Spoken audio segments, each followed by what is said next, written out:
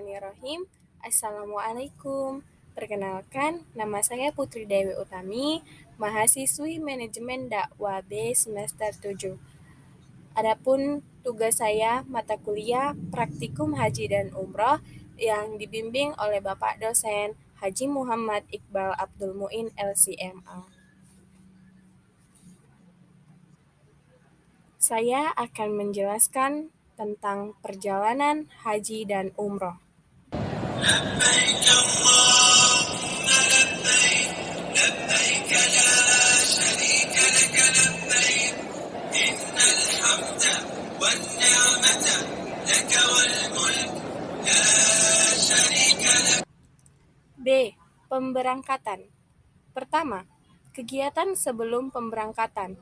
Sebelum pemberangkatan ke Tanah Suci, setiap jamaah hendaknya menjaga kondisi kesehatan dengan mengkonsumsi makanan bergizi, merawat kebugaran atau kesehatan fisik dengan berolahraga secara teratur, menyelesaikan urusan pribadi, dinas, dan sosial kemasyarakatan, menyiapkan bekalan untuk keluarga yang ditinggalkan, menyiapkan barang bawaan mulai dari dokumen, surat panggilan masuk asrama atau SPMA, bukti setor lunas BPIH berwarna biru, buku dan atau kartu kesehatan, pembekalan, pakaian, sampai obat-obatan yang diperlukan.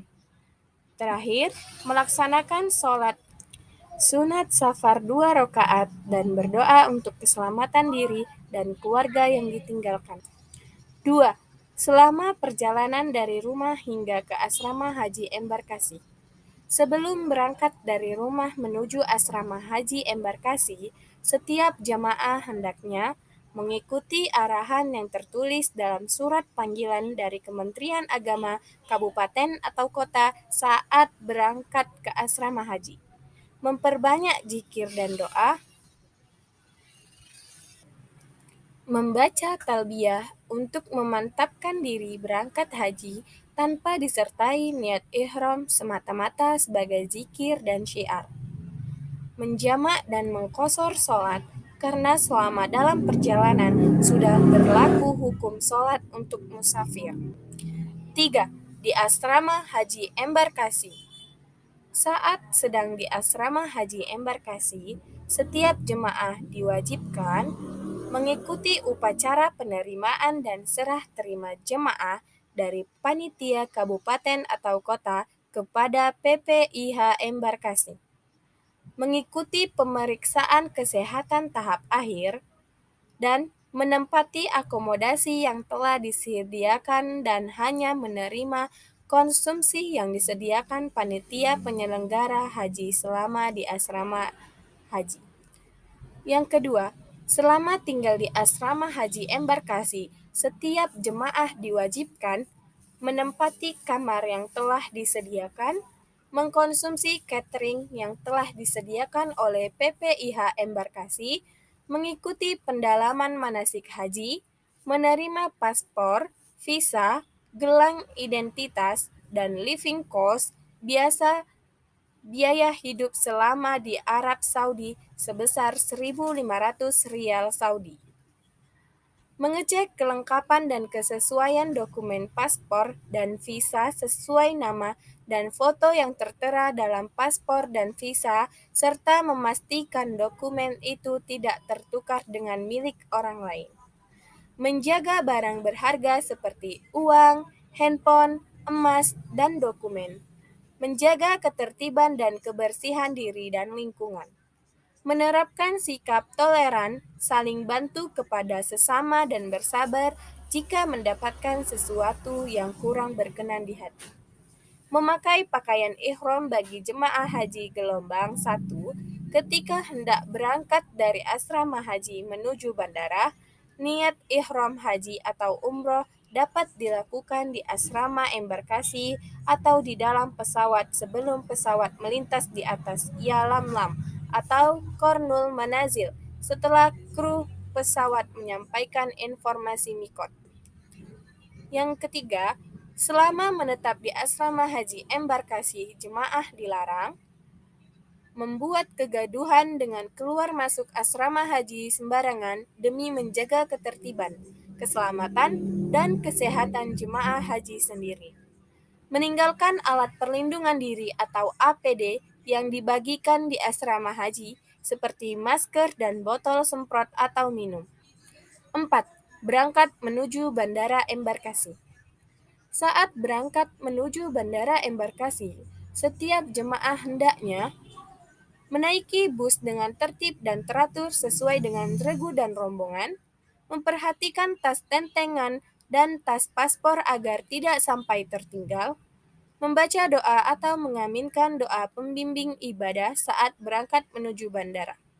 Setiap jemaah haji dilarang membawa majalah atau rekaman porno, tulisan-tulisan yang bersifat provokatif, narkoba, rokok lebih dari 200 batang, dan jamu yang berlebihan.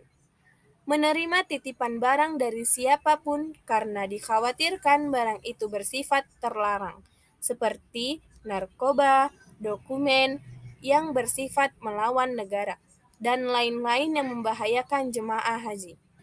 5. Di Bandara Embarkasi. Selama di Bandara Embarkasi, setiap jemaah hendaknya turun dari bus dengan tertib dan teratur, memperhatikan tas tentengan dan tas paspor agar tidak tertinggal di bus, menaiki pesawat secara tertib dengan menunjukkan boarding pass. 6. Di pesawat. Selama di dalam pesawat, jemaah haji hendaknya mematuhi petunjuk yang disampaikan awak kabin atau pramugara-pramugari ataupun petugas kloter, menyimpan tas tentengan di tempat yang telah disediakan di kabin, menggunakan sabuk pengaman, duduk, dan tenang, memperbanyak zikir dan doa serta membaca ayat-ayat suci Al-Quran sebagai bentuk berserah diri dan tawakal kepada Allah. Memperhatikan tata cara menggunakan WC. Berhati-hati dalam menggunakan air agar tidak tercecer di lantai WC pesawat, karena ceceran air bisa membahayakan keselamatan penerbangan. Melihat petunjuk bila hendak buang air kecil atau besar, misalnya duduk di atas kloset, menggunakan tisu yang tersedia untuk menyucikan diri, membasahi tisu dengan air kran. Bila masih ragu, jangan segan meminta tolong kepada awak kabin atau petugas kloter. Bersuci dengan cara tayamum. Membersihkan kloset dengan menekan tombol yang bertuliskan flush setelah selesai buang air kecil atau besar. Menjaga pakaian yang dikenakan tetap bersih dan suci selama buang air kecil atau besar. Memperhatikan ceramah pembimbing dan menonton film manasik haji yang dipertunjukkan selama dalam penerbangan. Menghubungi petugas kesehatan bila jemaah haji sakit. Selama dalam penerbangan, jemaah haji dilarang membuat kegaduhan, berjalan hilir mudik kecuali ada keperluan, merokok dan mengaktifkan handphone, berwudu di toilet pesawat. 7. Salat di perjalanan. Salat di perjalanan dapat dilaksanakan dengan cara jamak dan qashar. Salat ini merupakan rukhsah, kemudahan dari Allah Subhanahu wa Ta'ala sejak jamaah haji meninggalkan rumah sampai kembali lagi ke tanah air. A. Pengertian salat jamak qashar. Salat jamak qashar adalah praktek menggabungkan dua salat wajib dan secara bersamaan memendekkan rokaat kedua salat dari 4 menjadi 2 rokaat. Salat jamak qashar dilakukan antara zuhur dengan asar atau sebaliknya, dan antara maghrib dengan isya atau sebaliknya. Salat jamak qashar dapat dilakukan dengan cara takdim atau takdir. B. Tata cara melaksanakan salat jamak qashar. Pertama, jamak qashar takdim. Jika jamak qashar dilakukan antara zuhur dan asar, salat dimulai dengan salat zuhur terlebih dahulu, kemudian salat asar. Jika jamak qashar dilakukan antara maghrib dan isya, salat maghrib didahulukan, kemudian salat isya. Niat jamak dilaksanakan ketika takbiratul ihram sholat pertama dilakukan. Dilaksanakan dengan bergabung tanpa diselingi dengan waktu dan amalan lain kecuali iqamah. Jika jamak qashar dilakukan antara zuhur dan asar, sholat dimulai dengan sholat zuhur terlebih dahulu, kemudian sholat asar. Jika jamak qashar dilakukan antara maghrib dan isya, sholat maghrib didahulukan, kemudian sholat isya. Dilaksanakan dengan bergabung tanpa diselingi dengan waktu dan amalan lain kecuali iqamah. 2. Jamak qashar takhir. Berniat jamak takhir saat waktu zuhur atau maghrib. Sholat pertama tiba. Pelaksanaan sholat tidak harus berurutan di antara kedua sholat. Misalnya, jamak qashar takhir antara sholat zuhur dan asar dapat dilaksanakan sholat zuhur terlebih dahulu, kemudian asar atau sebaliknya. Tidak perlu niat jamak pada saat akan melaksanakan sholat yang kedua, atau menurut pendapat yang sah. C. Tata cara tayamum di pesawat. Tayamum di pesawat dapat dilakukan dengan memilih salah satu cara sebagai berikut. Cara pertama, tayamum dengan 1 kali tepukan, yaitu menepukkan kedua telapak tangan ke dinding pesawat atau sandaran kursi.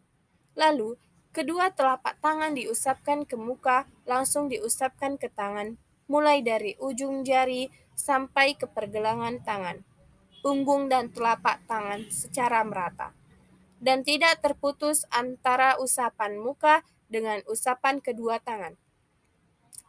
Cara kedua, tayamum dengan 2 kali tepukan, yaitu menepukkan kedua telapak tangan ke dinding pesawat atau sandaran kursi. Lalu, kedua telapak tangan disapukan ke muka, kemudian tangan ditepukan kembali ke tempat yang lain. Dari tepukan pertama, lalu mengusapkan kedua telapak tangan kepada kedua tangan dari ujung jari sampai siku atau luar dan dalam. D. Sholat di pesawat. Ulama fikih terbagi dalam 2 mazhab saat menentukan hukum sholat di pesawat. Pendapat pertama mengatakan tidak sah sholat di dalam pesawat yang sedang terbang dengan alasan sulit mendapatkan air untuk wudhu serta debu yang tidak memenuhi syarat untuk tayamum. Sholatnya tidak menapak bumi karena pesawat terbang tidak menyentuh bumi. Pendapat kedua menyatakan sah hukumnya jika seseorang sholat ketika ia sedang berada dalam pesawat yang sedang terbang, dengan alasan kewajiban sholat dibebankan sesuai dengan ketentuan waktu dan di mana saja berdasarkan Al-Quran dan hadis. Keadaan darurat tidak menghilangkan kewajiban sholat sesuai kemampuan. A. Tata cara berihram di pesawat. Ketika pesawat mendekati Yalamlam atau Kornul, Manazil, lalu kru pesawat mengumumkan bahwa beberapa saat lagi pesawat akan melintas di atas Yalamlam atau Kornul Manazil, jemaah haji gelombang 2 yang mengambil mikot di pesawat dianjurkan membuka kaos kaki dan celana dalam dengan segera bagi jemaah haji laki-laki yang masih mengenakannya, melaksanakan niat ihram haji atau umroh dengan niat di dalam hati dan mengucapkan dengan lisan. Apabila jemaah belum niat ihram ketika pesawat melewati Yalamlam atau Kornul Manazil, maka ia melaksanakan niat ihram di Bandara KAIA Jeddah. Itulah penjelasan dari saya tentang perjalanan ibadah haji dan umroh. Terima kasih. Assalamualaikum warahmatullahi wabarakatuh.